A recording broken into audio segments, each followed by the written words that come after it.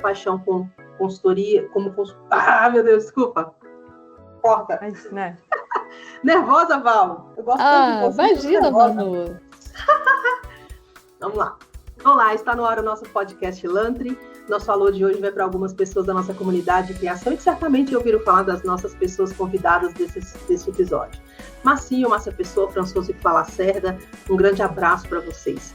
E aqui, para falar sobre a NR01, cultura organizacional, experiência do usuário UX e saúde mental no ambiente de trabalho, assuntos potentes, atuais e cheios de camadas, temos o prazer de chamar duas pessoas muito especiais.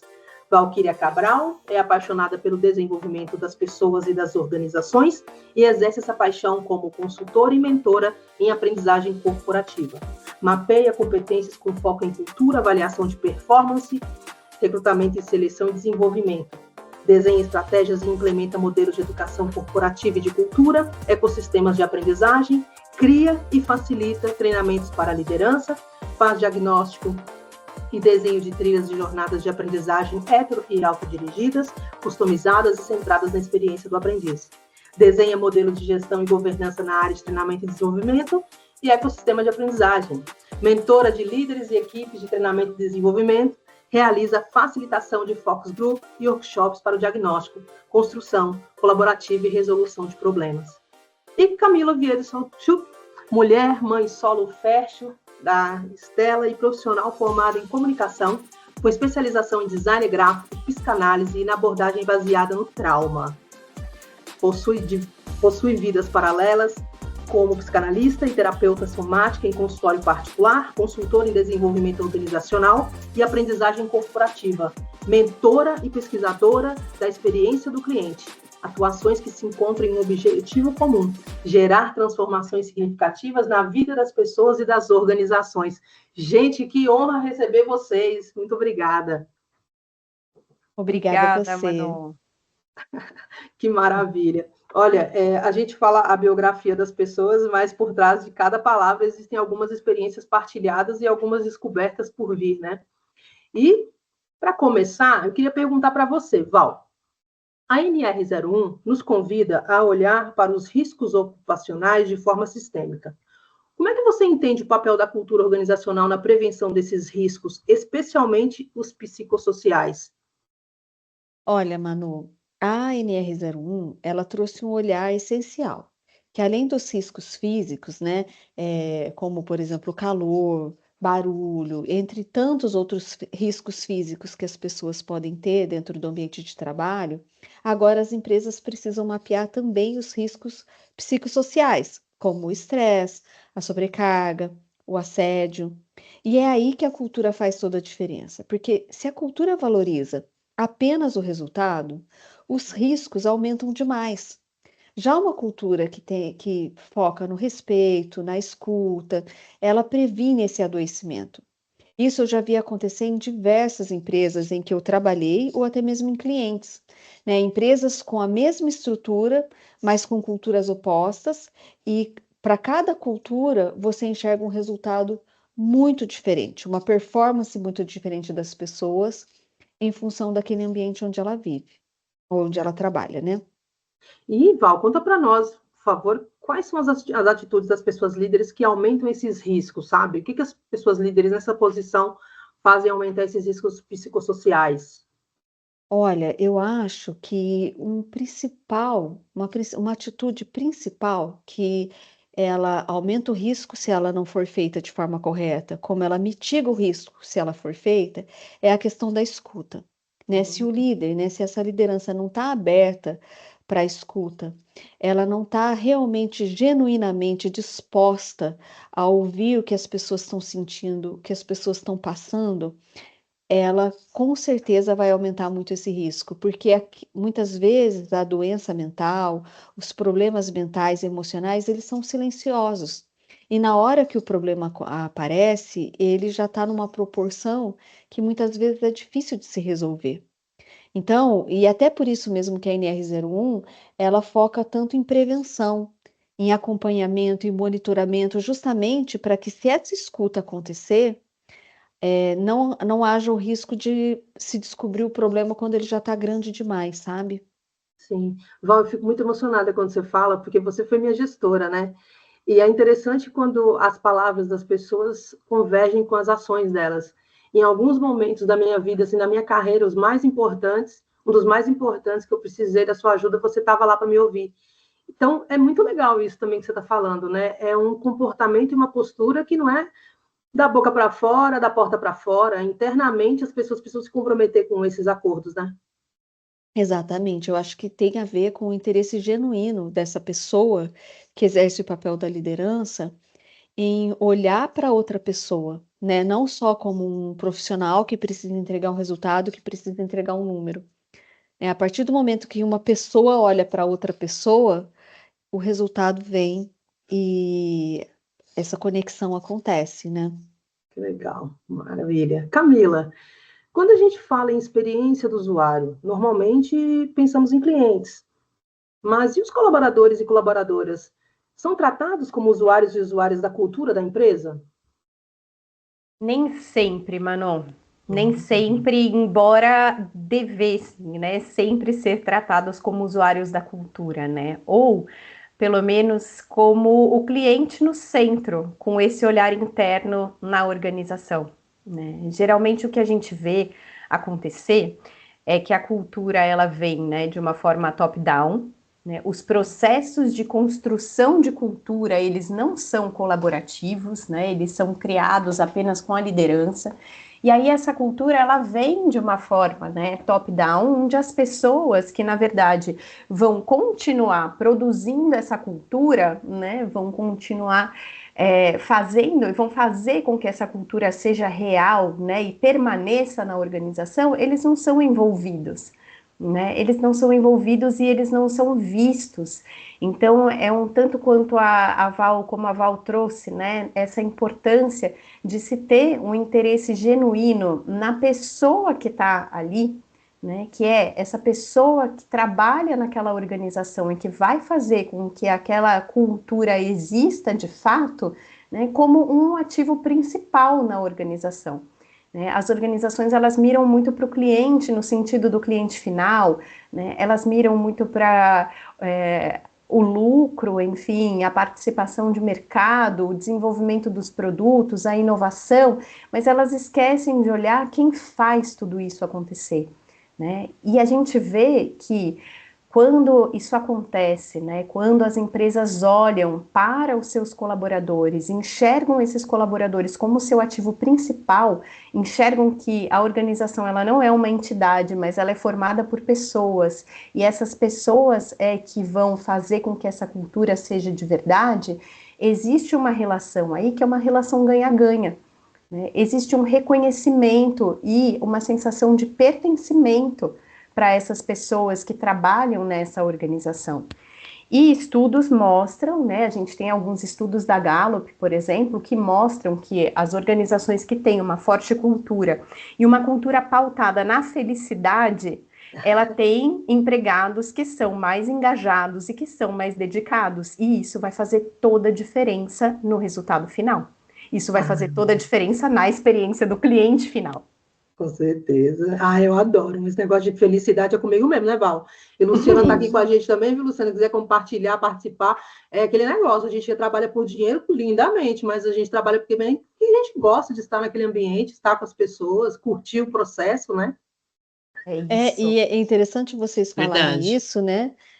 E eu, por exemplo, vivi uma experiência, eu trabalhei numa grande empresa de telecom, uma empresa muito rica, que pagava muito bem, que tinha benefícios incríveis, enfim, tinha um RH maravilhoso, mas tinha uma cultura insalubre quando se olha pelo ponto de vista emocional, até mesmo das relações entre as pessoas. E eu não conseguia performar naquela empresa, mesmo tendo chegado a ser uma gerente, eu tinha uma dificuldade enorme em performar.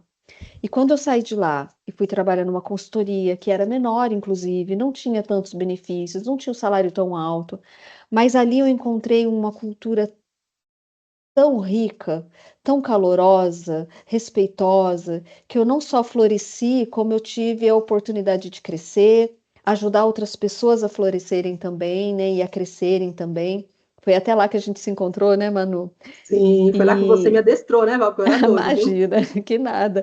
Mas realmente, assim, eu vivi na pele o que é a diferença de uma cultura saudável para uma cultura não tão saudável assim. Mas posso falar uma coisa para vocês duas? Para vocês três, né? Val, Luciana, Camila. Até pouco tempo, eu não achava que isso era importante. Até conhecer Val, porque Val que virou para mim e falou assim: Nossa, Manu, você está respirando corretamente? Manu, você está se permitindo descansar? Porque eu vinha de uma cultura assim de não da empresa, tá? Era uma coisa meio que autoimposta, né, Val? Porque a gente trabalhava num Uhum. lugar assim que tinha um clima muito bacana. Assim, Val que falou para mim, Manu, vamos lá, já você conheceu a Monja Coin, entendeu? E, enfim, tentou me acessar de alguma forma. E assim, Val, eu gosto de dizer, e sempre digo, já disse em outros podcasts, que você foi a pessoa que evitou que eu fosse cancelada, porque eu estava rodando num ritmo assim muito estranho. Mas olha só, né, Manu, você me traz esse momento, né, que a gente teve a oportunidade de estarmos juntas e ali naquele momento eu também já tinha passado por uma trajetória, porque é isso, eu acho que tem um ponto importante no que a Camila falou, é que também essa liderança que vai promover essa saúde mental, ela também está em desenvolvimento. Eu não fui sempre assim. No começo da minha carreira, eu acho que até pelo ambiente tóxico em que eu trabalhava, que eu me tornei uma liderança que adoecia as pessoas, extremamente focada em resultado, e eu precisei, assim, apanhar um pouco para eu entender que aquilo não ia me levar a lugar nenhum, que eu estava adoecendo e que eu estava fazendo mal para minha equipe. Então, eu também precisei ir para um processo terapêutico, buscar ajuda de profissionais para me ajudar a enxergar e ser uma liderança melhor. Por quê? Porque a partir do momento que você escolhe seguir uma carreira de liderança, você tem que entender que você precisa ser uma pessoa melhor, porque você vai impactar demais a vida das pessoas.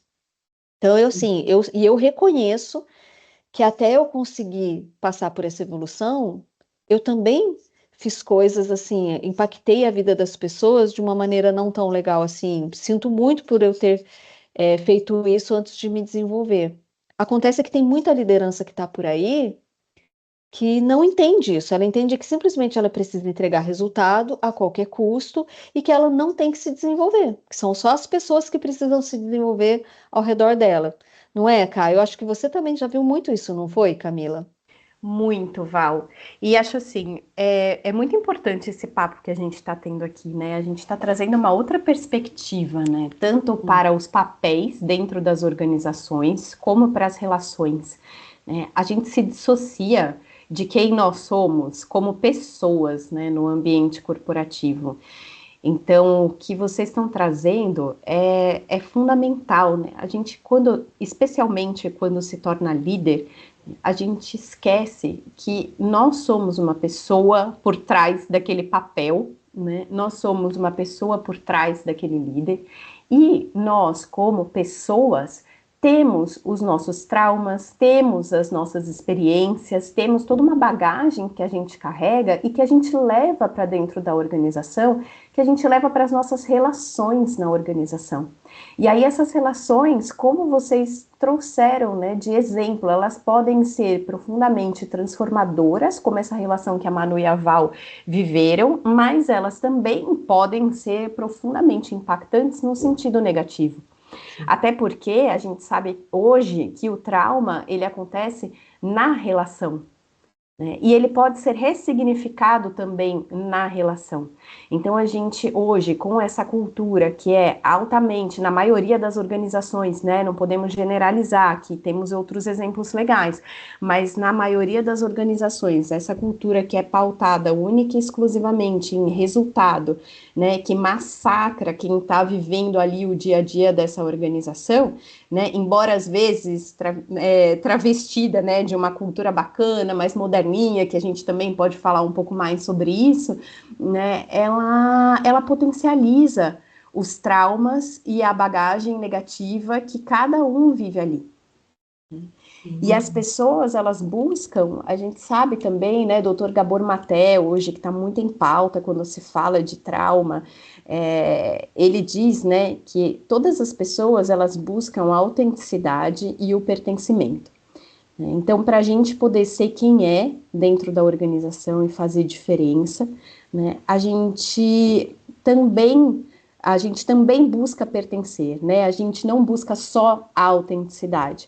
E a gente pode perder a nossa autenticidade, a gente pode perder o nosso valor se a gente vive numa cultura que não diz que a gente pertence a ela, né? Ou se a gente busca se encaixar de todo jeito, porque a gente não é visto e reconhecido no nosso valor, na nossa autenticidade, na nossa unicidade e como pessoa ali dentro daquela organização também. Então, essas relações, e aí especialmente a relação da liderança com os seus colaboradores e vice-versa, né? Uma relação é uma via de mão dupla, ela é muito, muito, muito importante no desenvolvimento das pessoas ali, e com esse olhar mais integral para esse desenvolvimento, e no resultado também. Isso com certeza vai impactar positivamente ou negativamente a performance dessas pessoas nas organizações.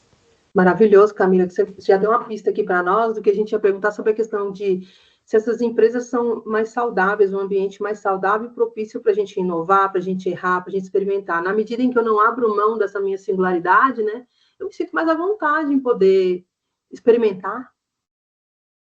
Porque eu não Perfeito. tenho a responsabilidade de fazer como todo mundo faz, eu posso treinar um caminho diferente, né, entregar de forma diferente, sem sofrer tanto no processo, né? Perfeito. E eu me sinto muito mais aberto também para errar, né, para consertar o erro mais rapidamente, se esse erro ele não é visto, né, como algo definitivo ou como um grande problema, mas sim como parte do processo, né? E aí, por isso eu me sinto mais propensa e eu sou mais propensa a inovar, a pensar de forma criativa, a propor soluções que são mais inovadoras, né? Eu não me sinto engessada, eu não me sinto bloqueada pela cultura, pelo processo. Eu não tenho medo de estar ali. Adorei que você falou de medo. Você estava falando com uma amiga, eu falei assim, às vezes a gente fica com medo. Quem com medo consegue tramar alguma coisa, fazer alguma coisa, inovar, criar algum treinamento? Gente, é impossível. Não, ninguém Citando a consegue. minha relação aqui com o Val, enfim, nunca tive medo de falar com o Val. Se eu tivesse, a primeira vez que ela sentou na minha mesa para ver o que eu fazia e perguntou para mim de forma genuína, o que você faz? E eu fui explicar para ela, eu não fiquei com medo dela. Eu queria até trazer uma É. provocação aqui, porque até para Camila e para Val, a opinião delas a respeito disso. A gente vai nas convenções, né, do RH, convenções de desenvolvimento humano, né, e várias outras temáticas voltado para pessoas, né? E a gente vê, sim, muitos discursos sobre segurança psicológica, e várias outras aí linhas de pensamento e atitude, né, para ajudar as pessoas a se expressar melhor e trabalhar melhor. O quanto isso, na visão de vocês, é muita falação, vou falar o português aqui, claro, e o quanto realmente se aterriza nas empresas nessas práticas. Vamos pegar a segurança psicológica como ponte aí inicial. O quanto vocês acreditam que é mais algo para se mostrar para o mercado e quanto as empresas realmente estão preocupadas em fazer esse ambiente seguro psicologicamente, pelo que eles Olha, falam. Adoro polêmica. olha, Lu, eu vou te falar, porque hoje já tem um tempo também que eu atuo como consultora, né? Então, fora as empresas que eu trabalhei, tem as consultorias, as empresas com as quais a gente conversa, e muitas vezes eu vejo realmente o interesse genuíno do RH.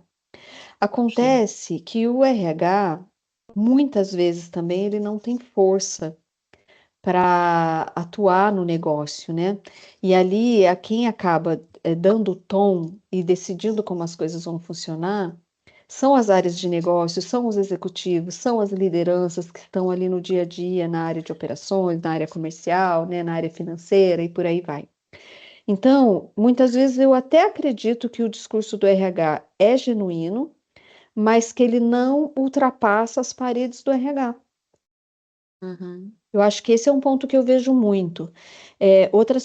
Outra coisa que eu vejo também, quando a gente fala, pensando, por exemplo, em NR01, quando essa norma, né, foi estabelecida e foi amplamente divulgada, teve uma movimentação muito forte dos RH se preocupando, em como implementar ações, em como se estruturar.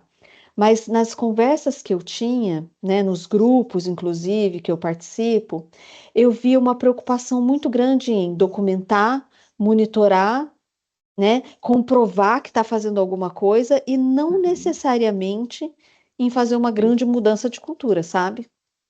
Uhum. Hum.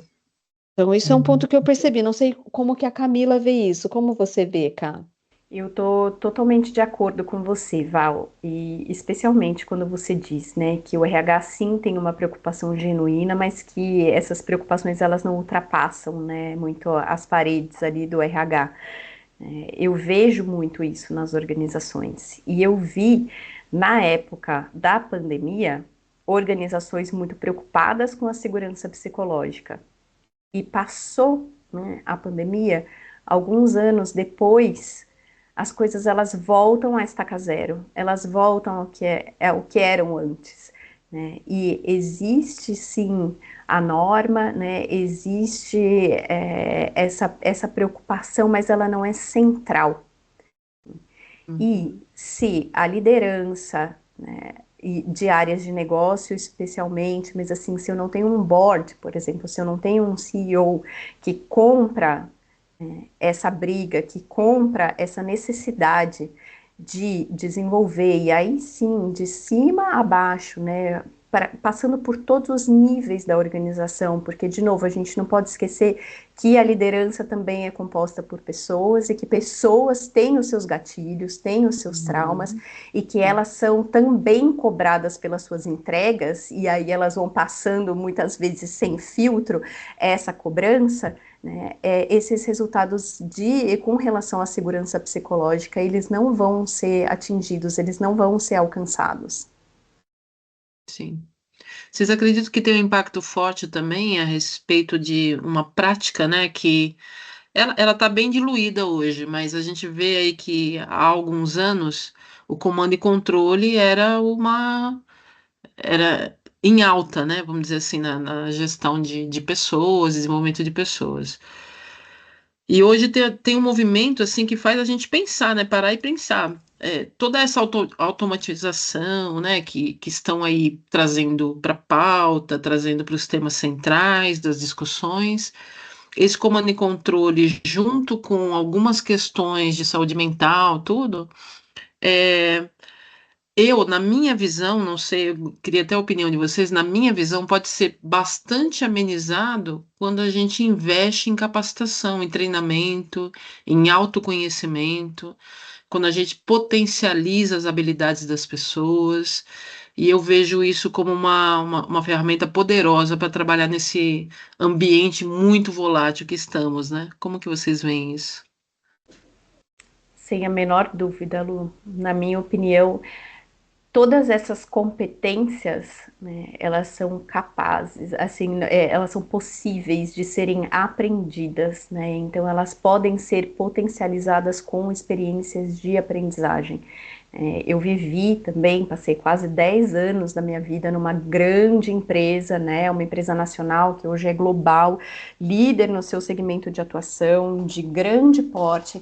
E essa empresa tinha, né, a preocupação central assim, no colaborador, no indivíduo, em todas as instâncias assim, da organização, né, inclusive nesses programas de desenvolvimento.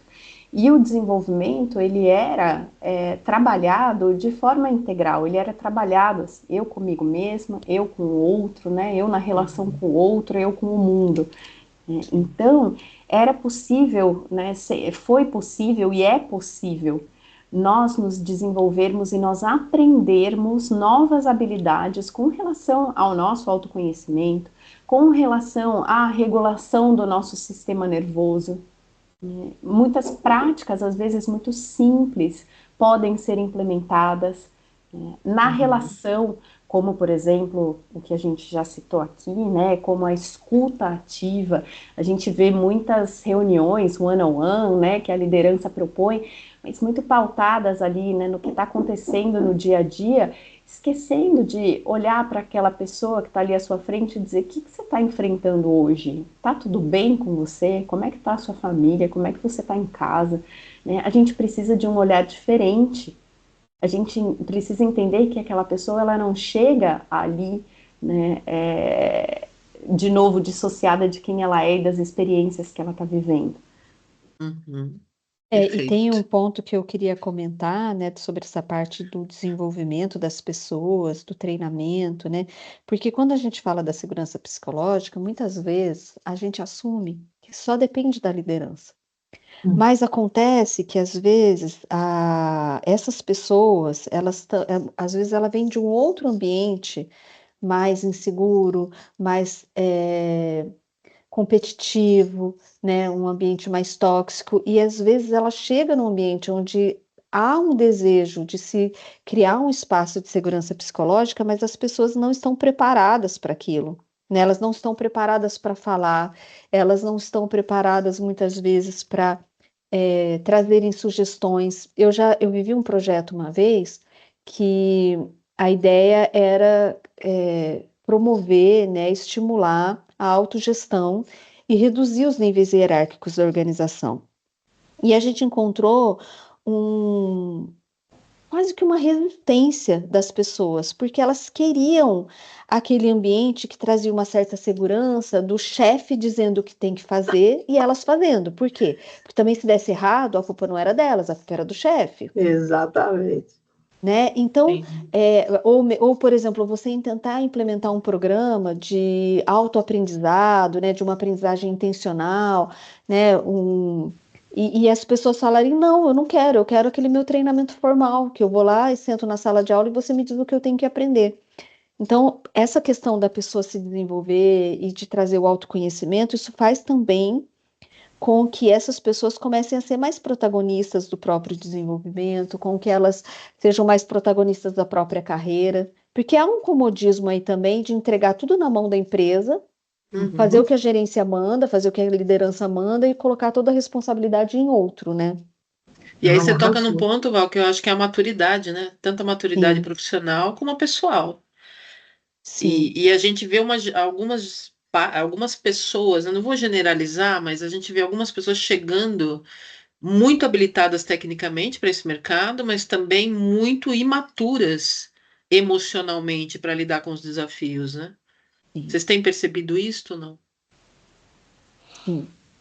Sim, e em diversas esferas, né? Porque hoje em dia você vê, né, as gerações mais jovens, pessoas que realmente com ensino de ponta, atuando em ambientes estratégicos, em ambientes inovadores, mas que não sabem lidar com questões muito simples, problemas muito simples. A prova disso são os jovens que estão indo fazer entrevistas e os pais ficam na porta, né?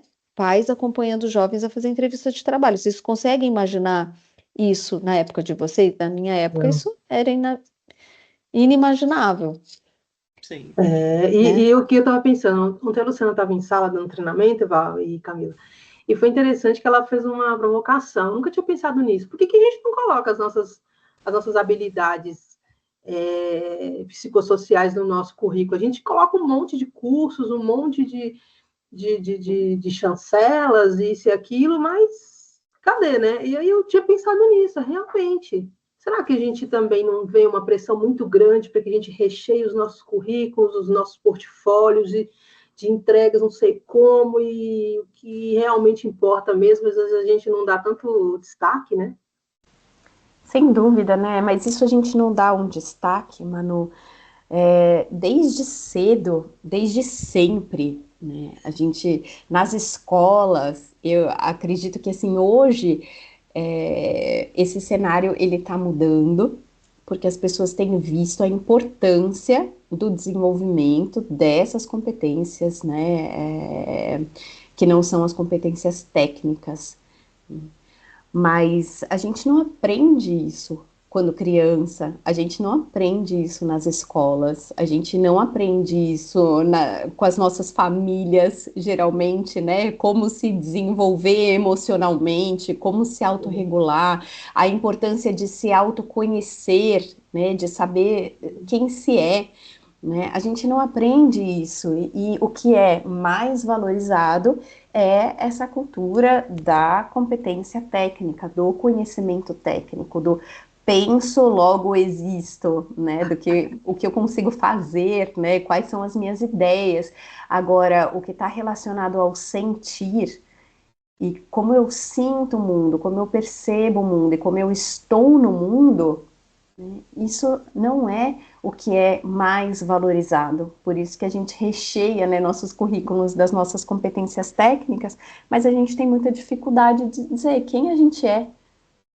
Ô Camila, será que de repente está faltando para nós um letramento emocional? Será? Com certeza, né? Com certeza, um letramento emocional é engraçado, né? Assim, é engraçado não, é triste, mas acontece, eu vejo, especialmente em consultório, muitas vezes eu pergunto, né, para as pessoas assim, o que que você está sentindo, né? Ou o que você sente quando eu digo tal coisa, né? O que você sente quando você vê, né? E as pessoas elas respondem assim, eu penso que, ou eu vejo tal coisa, né? E o que você sente? Eu não sei. Né? Eu não sei identificar o que eu sinto. Verdade, as pessoas não conseguem nomear o que sentem a respeito das coisas, né? Uhum, É exato. curioso isso. Sim. E vocês falaram um pouco, né, dessas novas gerações, e eu concordo com isso, mas eu também trago aqui, né, uma reflexão do quanto essas novas gerações, elas vão contribuir também para uma transformação cultural, né, a partir, assim, de outras características que, a meu ver, eles vêm trazido para as organizações. Um tanto como o que a gente falou a respeito do erro e como a gente lida com o erro, flexibilidade, né, novas formas de se comunicar, o que eu aceito e o que eu não aceito, o que para mim é inegociável, né, porque eu vejo também muito da nossa geração, assim, a gente passava por cima e passa às vezes por cima de qualquer coisa, né, por conta do resultado, do que eu preciso entregar, da minha responsabilidade, digamos assim, aqui dentro da organização. E eu acho que eles vêm chegando de uma forma diferente, lidando com a sua vida profissional de uma forma diferente, e isso mexe nas estruturas, né? Essa cultura de comando e controle que hoje também não funciona com essas pessoas que chegam dessa nova geração. Né? Isso não funciona mais. Talvez eles nos ensinem também, nos ajudem a como criar uma cultura de mais confiança, uma gestão em rede que seja menos hierárquica, né? Um pouco menos de comando e controle e microgerenciamento. Então, acho que tem sim esse lado da imaturidade emocional, mas tem várias outras características que essa geração nos presenteia, assim, dentro das empresas, que eu acho que vale a pena a gente olhar. E eu acho que. Ai, desculpa, Lu. E eu acho que ouvindo você, Camila, o que me ocorre, né? Eu lembro que tinha um professor de yoga que eu gostava demais, o Hermógenes, e ele criou um termo que ele chamava de normose. E eu vi aquilo, né? A normose era uma coisa doentia que a gente trata como normal. E isso tem muito disso no mundo corporativo, né? Tem muitas normoses dentro do mundo corporativo. E essa geração mais jovem, ela reconhece que aquilo ali não é normal, não deveria ser normalizado e ela não aceita. Enquanto que exatamente. as gerações passadas muitas vezes falavam, não, a partir do momento que eu estou aqui, isso não é legal, isso é antiético, isso que está sendo feito ali é errado, mas eu estou aqui, eu vou ter que lidar com isso, vou ter que aguentar. E essas pessoas não, elas vão embora, né? Muitas vezes, então, mas isso mexe com as estruturas mesmo. Eu gostei muito do que vocês falaram, porque a Camila fazendo esse passeio de Hegel até a parada do cartesianismo. E é mesmo, a gente, no mundo das ideias, esse discurso ele soa possível. E às vezes, na prática, o que Val falou, dessa nossa geração que aceitava o inaceitável, essa nova leva agora, ela está colocando a gente para pensar. E, de fato, falar nisso, Val, queria te perguntar aqui, a respeito de indicadores. Quando a gente está falando de negócio, está falando de cuidado, quais são os indicadores culturais que uma empresa deveria acompanhar ou divulgar para saber se está cumprindo os princípios da NR01? Porque eu fico imaginando o seguinte, gente, eu entendo que a atualização dessa norma não é um caso, não é um evento isolado, tem muito a ver com o ESG e outras iniciativas. Eu posso estar viajando aqui, mas eu acredito que existe uma pressão importante para que o cuidado emocional e social das pessoas é para atender um determinado fim, e geralmente esse fim ele não é a miçangagem, a gente está falando de indicador, de empresa querendo bater algum tipo de indicador e aparecer de uma forma para o mercado. Isso faz sentido? Faz. Quando a gente olha para a NR01, ela não fala de nenhum indicador especificamente, né? Ela fala muito que a gente precisa prevenir, que a gente precisa monitorar, precisa tomar ação, mas tem alguns sinais que são claros. Então, por exemplo, um absenteísmo que começa a aumentar demais, um turnover, né, ou a rotatividade das pessoas saindo da empresa, ou saindo de uma área específica, ou saindo de uma liderança específica, já que a gente já sabe que as pessoas, na maior parte das vezes, pedem demissão da liderança e não da empresa mesmo que ela trabalha, né? Afastamentos por saúde mental, né? A pesquisa de clima, até os feedbacks informais que são dados. Hoje em dia você pega algumas plataformas, como a Monday, por exemplo. A Monday não, tem uma outra plataforma que as pessoas falam sobre o ambiente de trabalho, se é tóxico, se não é. Agora eu não vou lembrar o nome. Que são aquelas plataformas. Oi, Manu? Eu vou pesquisar aqui, porque eu acredito que eu sei, mas é que eu ia falar um nome aqui, Val, não sei se eu posso. Tem um site chamado Vagas Arrombadas, vocês já viram? Não. Gente, as empresas que colocam aquelas ofertas de emprego absurdas e que acabam virando chacota na internet, né? E aí tem um site com esse nome aí, para onde a empresa ela é mandada, Val. É tenso.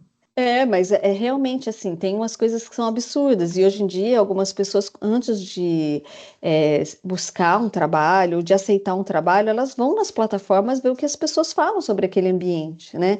Então a empresa também precisa ver o que está se falando sobre ela. E no caso de indicadores, não é só medir, né? Mas eu acho que o mais importante é a empresa observar esses dados e usar esses dados para ajustar os seus processos, as suas práticas, desenvolver as pessoas, porque também não é só cobrar. Se essa liderança não foi preparada para atuar de uma maneira diferente, ela precisa ser desenvolvida. E é isso que mostra, né, se a empresa está realmente prevenindo esses riscos psicossociais ou não. Tem um ponto também que eu acho importante falar, é que muitas empresas vão lá, contratam uma plataforma, essas plataformas de saúde mental, né, com psicólogos, com muitas vezes atividades de meditação, tudo isso é excelente, mas só isso não resolve, né? Só uma plataforma de saúde mental muitas vezes funciona como um band-aid numa doença ou numa ferida que está muito mais profunda. Então, quando a gente fala de indicadores, eu acho que o mais importante é a empresa decidir que ela vai monitorar, decidir que ela vai colher essas informações e que ela vai fazer algo com isso. Esse é o mais importante. Ah, legal, porque você falou aí, ó, a gente tem que aliar os sistemas, os símbolos e os comportamentos, sistemas de recompensa também, porque vamos imaginar assim, ó, eu vou trazer um outro exemplo particular. Eu nunca entendia, por exemplo, a empresa às vezes tem uma pressão danada sobre as outras pessoas, mas tem uma chopeira lá no café, que se você tomar um chopp no meio do dia, o pessoal já vai meio assim. Eu sou uma das que olhava meio assim, gente, o que esse bilhar tá fazendo no meio da sala? Entendeu? Podia caber mais 5 meses aqui para a gente trabalhar, era nesse nível. Hoje eu olho para esse passado meu e falo, gente, mas que loucura, para que tanta correria? Relaxa, mano, relaxa, dá para entregar. Não sei se é porque eu fiquei mais velha, né? Mas assim, eu olhava para o bilhar e falava assim, mas também, Val, hoje eu faço uma leitura mais crítica, que é o seguinte, você coloca lá uma mesa de bilhar no meio da cozinha da empresa, ou coloca aquelas poltronas coloridas, só que o restante, o sistema de recompensa e os símbolos que a empresa propaga são completamente diferentes desse clima bonito, sabe? Exatamente. Você coloca um sofá colorido, mas por trás você está matando todo mundo. Exatamente, coloca você tem aqui aquele bolo que sai à tarde, você tem aquela geladeira cheia de coisas gostosas, mas porque as pessoas viram a noite trabalhando. Ou então assim, você vai ganhar um bombom. Parabéns, você ganhou um bombom. Muito bom, muito bom. Camila, na prática aqui, falando um pouquinho sobre essa questão de UX, né? Como que as empresas elas podem alinhar os processos da experiência do usuário com a escuta interna que você falou aqui, a Val também, das pessoas colaboradoras, para criar um ciclo virtuoso de inovação centrado nas pessoas? Uhum. As empresas precisam ritualizar, né, e precisam trazer esses processos de inovação centrados, né, nas pessoas para dentro, para as paredes, das paredes para dentro, né, não só das paredes para fora. Eu acho que precisa existir assim um depara, né, um espelho desses processos de UX, né, com os clientes, com esses processos de UX para os colaboradores. Né? Tem que tratar esses colaboradores como usuários clientes, né, desses processos e dessa cultura de inovação. Né? Então, isso precisa acontecer da mesma forma que acontece para gerar resultado das paredes para fora, precisa acontecer das paredes para dentro. Né? Isso precisa virar prática. É exatamente o que vocês estão trazendo, né, com relação a esses exemplos. Eu adorei, assim, né? Então, existe a mesa de bilhar, né? Existe, mas isso ela é só pro forma, assim, né? Só para parecer que é algo bacana. Só que a gente não consegue trazer, não consegue agregar um significado para esse símbolo. Né? Eles não se encontram, então a gente precisa, e a gente só faz isso ritualizando, né? A gente faz isso, tornando isso uma prática, a prática do dia a dia, né? A gente precisa fazer com que esses processos que são focados nos colaboradores, eles façam parte do sistema. E eles possam ser vividos dentro da organização. Né? A Val falou essas plataformas de terapia, aulas de meditação, tudo isso é muito válido, né? Desde que seja real, desde que as pessoas possam aproveitar desses processos, elas possam viver isso. Né? Porque muitas vezes eles existem, mas ou eu não consigo participar, porque o meu dia a dia não me permite, então fica só pro forma, fica bonito para mostrar, para colocar no LinkedIn, para atrair pessoas para a organização, né? Ou muitas vezes, assim, é mal visto. Né? Aquele que vai e que participa, eu já trabalhei com organizações, né, em que, assim, elas ofereciam isso, mas não era bem visto quem participava dessas ações, porque isso significava que eu estou deixando de lado o que é mais importante, que é essa minha produtividade desenfreada, né? Que são essas entregas que eu preciso fazer naquele determinado momento ou dentro daquelas determinadas horas, né? E que eu não posso trabalhar o meu tempo de acordo com o que faz sentido para mim. De acordo com, sem deixar, obviamente, de entregar, sem deixar de gerar resultado. Mas se eu consigo fazer isso equilibrando com todas essas outras iniciativas, né, que a organização propõe, aí sim eu acredito que eu consigo ter um ciclo virtuoso de inovação centrado nas pessoas de fato. Maravilha, Camila, o que você falou passou um filme na cabeça, né? Nunca vou esquecer uma conversa que eu tive com o Val virou e falou assim, Manu, se você virar líder, você vai ficar numa redoma, tá? Todo mundo vai ficar olhando para você. Você tá entendendo, Manu? Tô, Val. Então, vamos lá. Vamos procurar ajuda. Então, eu gostei de falar da Val e da sua, que é o seguinte, a empresa tá ali, a pessoa líder que tá te desenvolvendo, tá te dando um caminho, mas chega um limite em que você precisa virar para o profissional e dizer, olha, para esse tipo de lugar que você quer ocupar, você precisa ter certas habilidades, e uma delas são essas, e aí você vai atrás. E foi transformador, e vou dizer para vocês, tá? Eu estava acostumada com um ritmo que a pessoa falava assim, eu quero que você domine o assunto tal até segunda-feira. Eu lia 20 livros. Nessa época não tinha IA para ficar perguntando as coisas. Lia, não era, Val? Lia. Exatamente, lia mesmo.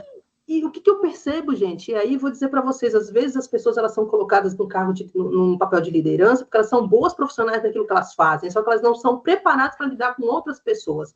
Aí eu vou dizer para vocês, qual foi a coisa mais difícil da minha vida? Foi me conhecer. Eu ainda não me conheço completamente, hein? Mas foi esse olhar para dentro. E aí, por isso que eu falo que Val e Sil são duas pessoas extremamente importantes para mim, Luciana também, claro. Mas assim, Camila, eu precisei que alguém me dissesse, você precisa cuidar dessa parte. Não adianta você tentar crescer na carreira de uma maneira que seja vertiginosa se você não começar a se compreender. E aí comecei a dar risada das coisas que eu acreditava, né? Por exemplo, se alguém colocava cerveja na geladeira da empresa, se alguém abrisse a latinha, eu olhava assim, fuzilando. Como assim? 5 horas da tarde, tomando cerveja, e a demanda? Gente, era uma coisa assim, chegaram até a apelidar como síndrome do pequeno poder. Você já deve ter ouvido falar nisso, né? Síndrome do pequeno poder. Sim. Mas sabe, Manu, eu ouço você falar e eu e Camila, ano passado, nós fizemos muitas conversas com lideranças, com RHs, para entender como é que essa questão da saúde mental estava pegando nas empresas, né? E uma coisa que eu fui organizando aqui na minha cabeça, conforme eu fui te ouvindo e você trazendo o nosso exemplo e tudo mais, é que muitas vezes, não só a liderança como a RH, eles carregam um peso de achar que eles têm que resolver o problema, né? A gente, assim, nós estamos falando de questões aqui que, na prática, né, às vezes chega uma pessoa com uma depressão muito grave, uma pessoa entrando em burnout ou já em burnout, uma pessoa com ideação suicida, questões muito graves que podem acontecer e que uma liderança pode ter que lidar, e muitas vezes junto com o RH.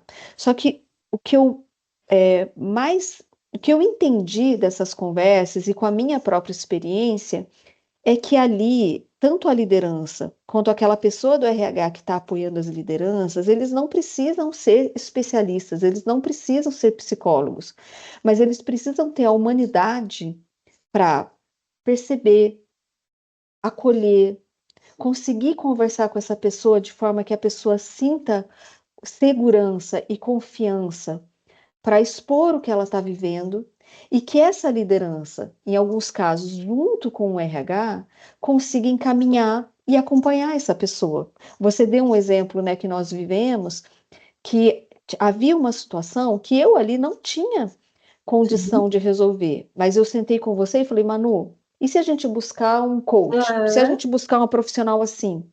Só que tem casos que a liderança precisa, junto com a RH e com a pessoa envolvida, procurar uma orientação, um acompanhamento de saúde mental mesmo, um psiquiatra, alguém que vai evitar que essa pessoa cometa alguma coisa ruim com ela mesma. A gente sabe de empresas em que isso aconteceu, inclusive dentro da empresa, né? Sim. Então, eu acho que tem um papel da liderança e também do RH aí de criar esse espaço onde a pessoa consiga expor o que ela está sentindo, acolha isso sem julgamento, sem retaliação, né? E ela consiga encaminhar e acompanhar. Isso é muito importante. Eu já ouvi, por exemplo, meu sogro, ele trabalhava numa empresa estatal. E era uma empresa excelente, que tinha um plano de saúde ótimo, tinha um monte de programa, tal, e ele falava assim, olha, se precisar de ajuda psicológica, não vai no médico do plano, porque a empresa monitora. Você acredita? Nossa. Ou seja, eles tinham tanto medo de que a empresa ficasse sabendo que aquela pessoa estava enfrentando uma questão psicológica, que eles, quando procuravam ajuda, procuravam alguém que não era nem do plano. Hoje em dia tem as plataformas, né? Quem garante que tem um monte de gente que também não vai usar o recurso da plataforma por medo de estar sendo monitorado? Eu dei uma mudada aqui no assunto, mas até isso acontece. Com certeza, Val. Não, importantíssimo o que você falou.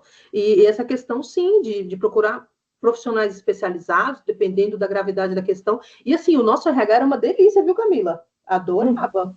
Ellen Flame, as meninas maravilhosas. Falando só da Ellen aqui, mas as meninas eram maravilhosas. E a gente tinha essa abertura e era difícil. Imagina numa empresa assim que monitorava, enfim, né? Exato, sem dúvida. E é muito importante a gente entender e a gente também ter a humildade para aceitar que todos precisam ser preparados para lidar com isso e que ninguém, na verdade, né, que não é profissional da área, sabe de fato o que fazer, sabe como lidar. Né? É como você disse, Manu, que a Val chegou para você e falou, bom, você vai virar líder, você vai entrar numa redoma, vai estar todo mundo de olho em você, e você disse, eu preciso me preparar para isso, e para isso eu preciso me autoconhecer, né? Para eu saber quem eu sou, nesse novo papel, para eu saber o porquê, inclusive, me dói tanto quando eu vejo ali alguém abrindo uma latinha de cerveja Se no meio do, divertindo, Camila, né? a pessoa se Porque divertindo também aí. exato, né? Porque isso vai impactar na minha relação, na minha gestão, né? Das pessoas com as quais eu serei responsável, né? Então a gente precisa assumir que assim isso tem que vir, pode vir do RH, né? Pode vir da alta liderança, mas a liderança também precisa ser preparada para lidar com essas questões, porque a liderança não sabe, né? É o que a gente está dizendo, se eu não sei lidar comigo mesma, como é que eu vou conseguir fazer uma boa gestão das pessoas, né? Como é que eu vou desenvolver essa escutativa? Como é que eu vou me preparar para criar uma relação de confiança? Como é que eu vou perceber o que está acontecendo com as pessoas que fazem parte da minha equipe, mesmo que isso não seja dito? Existem sinais. Que sinais são esses que podem ser reconhecidos para que o problema, se for grave, né, seja direcionado para profissionais especializados? Como é que eu vou poder ajudar? Então, em todos os níveis, precisam ser preparados, né? O que é importante é a organização abrir um espaço para isso, né? Ter essas práticas, de novo, que preparem as pessoas, promoverem experiências de aprendizagem, né? Por que não criarem essas experiências de aprendizagem que são focadas nesses temas que a gente está tratando aqui, né? E abrir também o espaço para que as pessoas possam se desenvolver, ir atrás, serem protagonistas do seu autoconhecimento e do seu autodesenvolvimento. Maravilhoso. Uma vez eu vi a Juju te falando assim, sabe que a gente podia fazer uma roda para as pessoas poderem se conversar e você perguntar para alguém assim, há quanto tempo você não vai quarta-feira de tarde para a praia? Sabe assim? Porque é isso. Eu até ia pegar esse gancho seu, Manu, porque eu entendo que as empresas poderiam criar mais momentos assim, sabe? Para abrir para debate, para compartilhar ideias, para a gente poder exercitar a escutativa através do olhar das outras pessoas também, sabe? E saber que a gente não precisa concordar com tudo e que e discordando a gente também aprende, né? E que não é porque eu estou discordando que eu sou uma pessoa, sei lá, relutante, reativa ou não quero colaborar. Acho que a gente precisa ressignificar o debate, porque, infelizmente, muito na nossa cultura, né, a cultura aqui no Brasil, debater temas e discordar muitas vezes é visto como uma coisa não muito saudável, não muito boa, né? E acho que a gente precisa aprender a debater, porque é no debate que a gente se sente seguro, que eu entendo que a gente pode mudar a nossa lente sobre determinadas coisas. Eu acho que, inclusive, abertos, né, ao debate, à troca de opiniões, a gente também pode se sentir mais seguro e mentalmente mais confortável quando a gente está no convívio. Seja E na aí, empresa ou até na nossa família mesmo.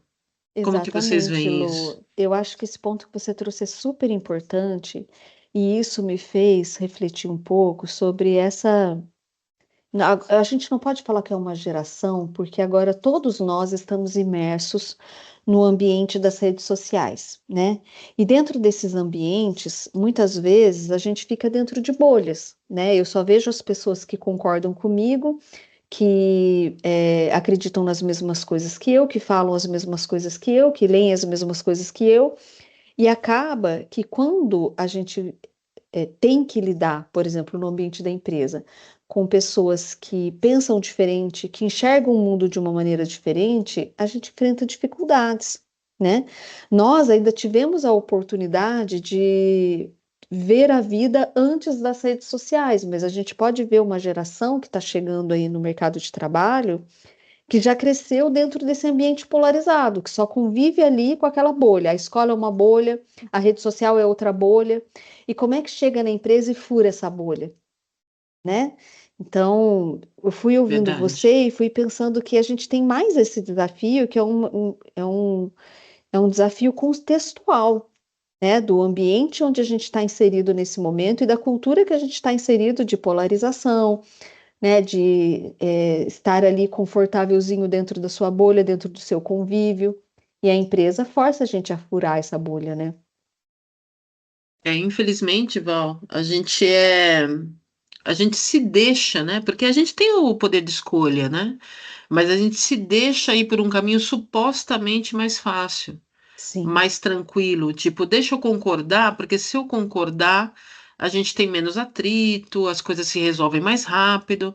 Só que se a gente não participa de debates ou discussão, é, que antevém, né, e uma decisão, e decisões muitas vezes importantes, a gente deixa de ser protagonista até, né, de participar de momentos de mudança, de descoberta, e isso é muito ruim para nós. Debatendo também a gente trabalha a linguagem, né? A psicanálise traz muito essa coisa da linguagem, da autoexpressão, de você sentir que faz parte daquele grupo, somos seres sociais, né? Então, o não trabalhar o debate e a liberdade ali de poder colocar a sua opinião sobre determinadas coisas, lógico que com respeito, né? A gente deixa passar oportunidades da gente se entender como parte daquele ambiente. E aí, quando a gente não se sente parte, a gente faz só as coisas mecanizadas, né? Aquilo que parece que é o mais simples. E É, isso não é e, saudável. Pelo e menos eu eu não não vejo sei como saudável. exatamente, eu não sei como que a Camila vê isso, mas eu vejo muito nos clientes a seguinte fala: olha, muitas vezes, em nome de um ambiente saudável, em nome de uma cultura mais leve, as pessoas elas não se confrontam. Então não tem, fica tudo velado, É. né? Em nome de uma boa relação, eu não exponho um problema, porque se eu expor o problema, meu amiguinho vai ficar chateado comigo. E isso também não é saudável, né? Uhum. Então a gente tem que ter cuidado. A cultura, a segurança psicológica, ela torna uma cultura positiva, mesmo nos momentos em que tem que haver um confronto, né? Claro que com respeito, em que tem que haver um diálogo mais transparente e problemas precisam ser expostos. E isso é uma coisa que a gente vê demais nas empresas. Ah, aqui é um ambiente muito social, as pessoas têm uma coisa muito forte de preservar a relação, muito relacional, e com isso os conflitos necessários não acontecem. Sim. A Como diz Renata gente. Soares, a verdade é um presente. Uhum. Tem É, uma atitude, desculpa, Cá, só para complementar, mas uhum. tem uma atitude que eu acho que é muito válida e positiva, que é antes do debate, antes da gente levar para a discussão positiva, né, e com respeito, a gente fazer acordos. Eu acho que os acordos são tão saudáveis, tão simples de se fazer, né? Então, acho que é uma ação que pode ser feita por qualquer tipo de grupo, né, com qualquer tipo de intenção, que esses acordos, quando bem feitos, eu entendo que vai ser positivo e vai ser saudável aí no final das contas. Sem dúvidas, Lu, e escutando vocês, eu acho tão interessante, porque você citou um pouco da psicanálise, né? E a psicanálise também mostra pra gente que a gente repete, né, as nossas relações primárias, assim, né? As nossas relações familiares, mais íntimas, né? A gente repete elas ao longo da nossa vida, né? Nas nossas relações amorosas e até mesmo nas nossas relações profissionais, né? E nas nossas relações no geral, a gente não confronta, né? A gente tem medo de se expor, a gente tem medo de expor a nossa vulnerabilidade, a gente tem medo de falar o que a gente pensa de fato, porque a gente pode desagradar o outro. E se eu desagradar o outro, será que o outro ainda vai me amar? Né? Será que eu ainda vou pertencer? Então eu volto para essa ideia da autenticidade e do pertencimento, porque o que a gente aprendeu é isso desde muito cedo. Se eu chorar, se eu reclamar, se eu brigar, se eu for do contra, se eu for rebelde, eu sou humilhado, eu sou rejeitado, eu levo bronca, e eu não quero que isso aconteça comigo. E eu vou repetindo isso nas minhas relações ao longo da vida, e eu repito isso nas organizações em que eu faço parte. Né? Agora, como é lindo a gente poder ressignificar isso num espaço de confiança, né? Num espaço onde eu consigo estabelecer relações que são verdadeiras, é isso, a verdade é um presente. Se eu consigo, numa organização, ter esses momentos, que são momentos de desenvolvimento, que são momentos de aprendizagem, que vão fazer diferença na performance, no desempenho das pessoas e no resultado final, né? Então, criando espaços para que as pessoas possam se conhecer, debater, conversar, se colocar, né? Então, eu consigo ser autêntica e, ao mesmo tempo, eu me sinto pertencente. Eu não sou excluída, eu não sou rejeitada, né? Como eu me sinto livre, então, para me desenvolver da melhor maneira possível dentro desse contexto, né? Como eu me sinto feliz por fazer parte e como eu vou trabalhar cada vez mais e melhor, né, para manter isso que eu tenho, para manter essa possibilidade de estar ali, naquele lugar daquela maneira, com aquelas pessoas, né, que se relacionam dessa maneira. Perfeito, Cá. E você me faz lembrar de privilégios, né, que nós temos aqui na consultoria quando a gente é convidado a atuar na construção de uma trilha de aprendizagem, uma experiência de aprendizagem, com um cliente que tem a cultura totalmente voltada para essa liberdade, sabe, de você ressignificar o que é debater, o que é conversar com respeito. Nossa, é um privilégio para nós quando a gente é envolvido nesse tipo de conversa. Sem dúvidas. Meninas. E como diz Pete, nossa filósofa de hoje, o importante é ser você, mesmo que seja estranho, hein? Muito bom, muito bom. Se as pessoas ouvintes, elas quiserem, tá acabando, mas assim, se elas quiserem continuar essa conversa com vocês, porque assim, se eu pudesse, eu ficava aqui até amanhã, né? Porque então, é o máximo poder ouvir de vocês palavras que, de novo, que elas convergem com as ações. Como é que elas podem localizar vocês? Quais são os contatos de vocês? Compartilhem com a gente.